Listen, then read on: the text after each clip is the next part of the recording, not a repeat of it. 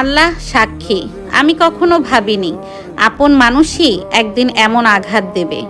যে ভাই একটা সময় চোখের পানি সহ্য করতে পারত না, মায়ের দেওয়া সামান্য বকাও তার কাছে কষ্টের পাহাড় সমান মনে হতো, আজকে সেই ভাইয়ের আদেশেই ভাবির হাতে যে অপমান সহ্য করতে হলো, তা শুধু আমার শরীরে নয়, হৃদয়ে দাগ রেখে গেল।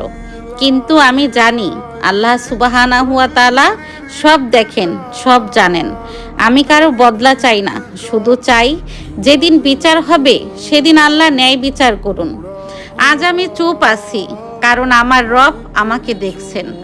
যে অন্যায় করেছে, যে অবিচার আমার সাথে হয়েছে, সে যেন নিজেই একদিন বুঝে ফেলে কারো হৃদয়ের আর্তনাদ কত ভারী হয় আল্লাহর দরবারে। বলছিলাম এক ডিভোর্সি বোনের কথা। ডিভোর্স নেওয়ার পরে ভাই এবং ভাবির কাছে যে কতটা অত্যাচারিত হতে হয়, সে এক ভুক্তভোগী ছাড়া কেউ বুঝবে না। আমরা তো শুধু তার কষ্টটুকু উপভোগ করতে পারবো, আর কিছু না।